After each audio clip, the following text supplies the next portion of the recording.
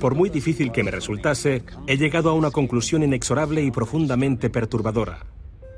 Creo que una élite de personas, junto con las compañías que dirigen, han conseguido controlar no solo nuestra energía, el suministro de alimentos, la educación y la sanidad, sino cada una de las facetas de nuestra vida. Y lo hacen controlando el mundo de las finanzas, pero no crean más valor, sino que en realidad controlan la fuente del dinero.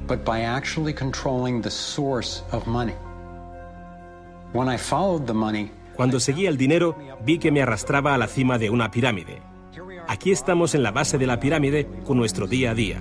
Por encima de nosotros está el gobierno, personas a las que se les ha otorgado un monopolio de poder y lo usan para imponernos impuestos y controlarnos, estemos de acuerdo o no. Pero ¿quiénes los controlan a ellos? En el siguiente nivel nos encontramos a las compañías. Muchas personas opinan que hoy en día son ellas las que gobiernan el mundo, y no los estados nacionales, y lo denominan corporatocracia.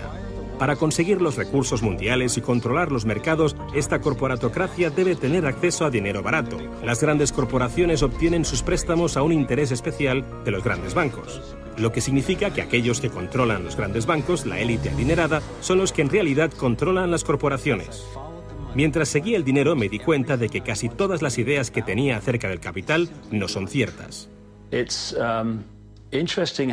Es curioso el hecho de que nos planteamos muy pocas preguntas sobre cosas cotidianas, como por ejemplo, cuando vamos a un banco y pedimos un préstamo de, digamos, $50.000 o 50.000 libras. ¿Qué pasa en realidad? Veamos. Muchas personas viven la vida basándose en unas ideas que se alejan mucho de la realidad.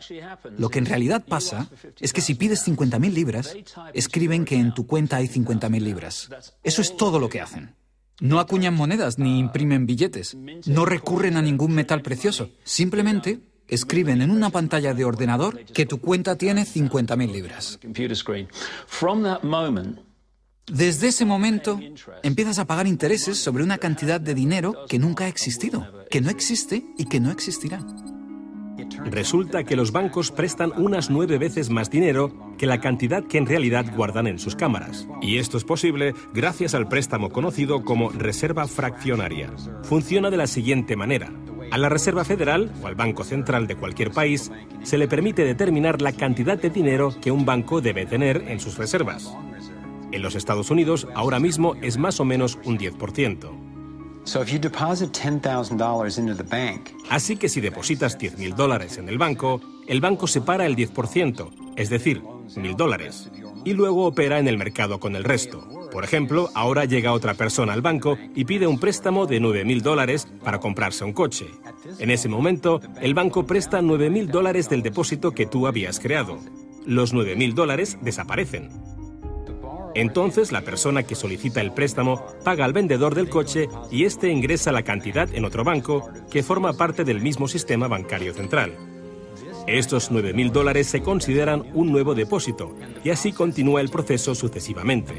El dinero se vuelve a depositar y se vuelve a prestar hasta que el depósito inicial de $10.000 se convierte en $100.000. El sistema bancario acaba de crear $90.000 simplemente prestando el dinero. Aparentemente todo empezó con los orfebres del siglo XVII, cuando la gente acudía a ellos para comerciar con oro. El oro era muy pesado para llevarlo de un sitio a otro, así que la gente comenzó a guardarlo en cámaras y comerciaba con recibos. Aquellos recibos fueron los primeros billetes.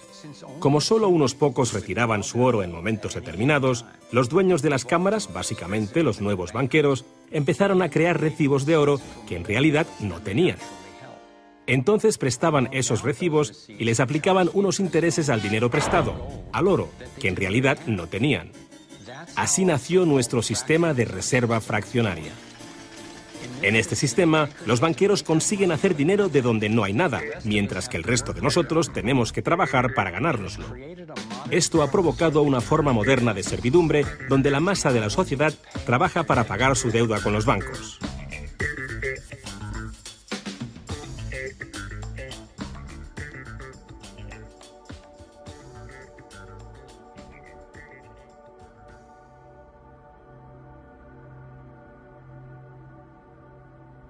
Bajo este esquema de reserva fraccionaria, inevitablemente nos hemos convertido en esclavos de la deuda de una élite financiera que nos gobierna. no porque sean mejores o más inteligentes que nosotros, sino porque han manipulado el sistema para beneficiarse de una gran parte de la gente de este planeta. Catherine Austin Fitts es experta en este tema. Fue ayudante del Departamento de Vivienda y Desarrollo Urbano de Estados Unidos bajo el mandato del presidente George Bush Sr. y luego asesora de la administración de Clinton. Imaginemos el juego del Monopoly. Ahora quieres comprar el Paseo del Prado. Lo que puedo hacer continuamente es imprimir dinero, darme más y más dinero, disminuir el valor de tu moneda al imprimir cada vez más. Da igual lo duro que estés trabajando o el éxito que tengas. Al final, siempre te puedo comprar y no me cuesta nada. Pero ¿cómo se explica que si vosotros o yo mismo fabricamos billetes, se nos acuse de falsificación? Pero si lo hacen los bancos, entonces sea un incremento de la masa monetaria. ¿Cómo han conseguido los bancos este poder? Esto es Jekyll Island, donde en 1910, representantes de los Rockefeller, los Rothschild, los Morgan y otros banqueros privados se reunieron en secreto para preparar la legislación que crearía la Reserva Federal. Ed Griffin se encargó literalmente de escribir un libro sobre lo que pasó en Jekyll Island. Los bancos centrales son como carteles bancarios, quienes se han asociado con los respectivos gobiernos de los países donde operan y se les ha otorgado un poder monopolístico sobre la creación del suministro monetario del país. Eso fue lo que los políticos les ofrecieron como regalo, se podría decir, a cambio de la asociación. Y a cambio, ¿qué ofrecen los banqueros a los políticos? Les prometen crear dinero de la nada, ahora que tienen esa potestad para hacerlo cada vez que el gobierno lo necesite. Y desde 2008 hemos presenciado la mayor impresión de dinero falso de la historia. La prestidigitación financiera disfraza los costes, esconde a quien debemos culpar y nos deja como esclavos de la deuda trabajando para pagar las facturas. Me ha chocado el hecho de que en el mismo año en que se creó la Reserva Federal, en 1913, se creara también el Servicio de Impuestos Internos, y desde entonces se estableció el impuesto sobre la renta. Así que todos nosotros tenemos que pagar la deuda de los políticos con intereses a los banqueros. El problema es que tenemos un sistema bancario privado y centralizado en los Estados Unidos, disfrazado de sistema público. Si buscas en la guía telefónica de aquí de Washington, en el área de DC, si buscas por la Reserva Federal, en las páginas azules gubernamentales, ahí no aparece nada, sino que aparecen las páginas blancas, justo al lado de Federal Express. Es un banco central y privado. ¿Cuál es la relación adecuada, cuál debería ser la relación adecuada entre el presidente de la Reserva Federal y el presidente de los Estados Unidos? Bueno, primero debemos dejar claro que la Reserva Federal es una agencia independiente. Y eso significa, básicamente, que no existe ninguna otra agencia del gobierno que pueda anular las acciones que emprendemos.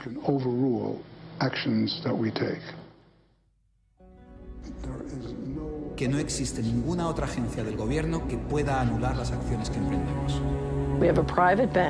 Tenemos un banco privado que imprime dinero en beneficio del Tesoro. La Reserva Federal imprime dinero en un sistema basado en la deuda, que crea escasez, pero coloca a un grupo de privilegiados en una posición en la que tienen acceso a todos los datos sobre la economía, mientras que nosotros continuamos en la ignorancia. Así que tenemos a un pequeño grupo de banqueros que entienden los datos de cómo funciona el dinero en la economía y se les proporciona la habilidad de imprimir dinero de manera que se sigue protegiendo a los privilegiados mientras que el resto nos hundimos. Catherine hizo la prueba de comparar una economía sana con un toroide vibrante, equilibrado, que fluye libremente y que se autoenergiza, en contraposición con lo que está pasando actualmente en nuestra economía. Tenemos un sistema muy dinámico que intenta optimizarse, pero en el centro se entrelaza con una solitaria. La solitaria actúa en el cuerpo inyectando una sustancia química que hace que te apetezcan las sustancias que le resultan beneficiosas a ella y que para ti son perjudiciales. Tienes un parásito que te manipula y que se alimenta a costa del organismo. Vivimos en un sistema económico que imita a la solitaria, donde la élite financiera sería la tenia y se está alimentando de nosotros, y no les gusta que se descubran sus artimañas. Después de que Catherine comenzase a destapar la corrupción del gobierno en los más altos niveles, el FBI llevó a cabo una redada en su compañía y le requisó sus pertenencias. Tuvo que ir de juicio en juicio durante 10 años hasta que la declararon inocente. Así que tenemos a la Reserva Federal, una corporación privada con el monopolio de crear dinero, pero sin tener que rendir cuentas y que además está apoyada por el gobierno con el monopolio de la fuerza. Han engañado al país haciéndole creer que la Reserva es una institución que ayuda a estabilizar la economía y que no depende de la política. Pero de hecho, en ya casi un siglo de existencia, la Reserva Federal ha hecho justo lo contrario. Desde que se puso en marcha, nos han robado a través de la inflación y el poder adquisitivo del dólar ha disminuido más de un 97%. Y la diferencia entre ricos y pobres deja claro que el dinero va a parar a manos de unos pocos. Solo 16 años después de que la Reserva Federal accediera al poder, los Estados Unidos sufrieron la Gran Depresión. En mi investigación he descubierto que antes de que se produjese el crack del 29, la élite de banqueros sacó su dinero del mercado. Después del crack, usaron ese dinero para comprar todas las acciones baratas y los bancos en quiebra más pequeños por poco dinero. Entre los banqueros que consolidaron su fortuna de esta manera, encontramos a los Rothschild, los Rockefeller y los Morgan. Un caso similar sucedió con el colapso financiero de 2008, en el que de nuevo se volvían a beneficiar los mismos banqueros.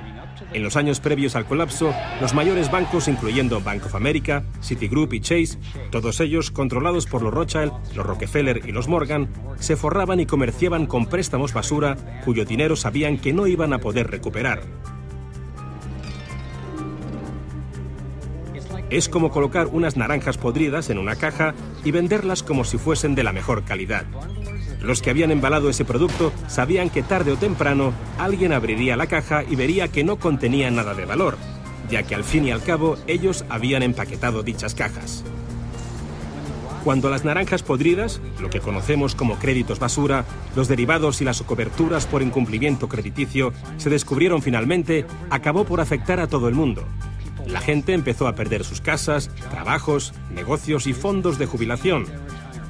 Mientras tanto, los grandes bancos, que fueron los que en realidad crearon el problema, fueron los únicos a los que rescataron.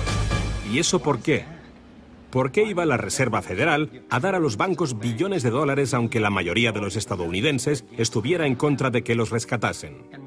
¿Y por qué no ayudaron a los más necesitados en vez de ayudar a los que perpetraron el colapso financiero? Mi investigación me llevó a la conclusión de que las mismas personas que crearon la Reserva Federal, los Rothschild, los Rockefeller y los Morgan, todavía la controlaban y utilizaban esta estructura para salvarse a nuestra costa.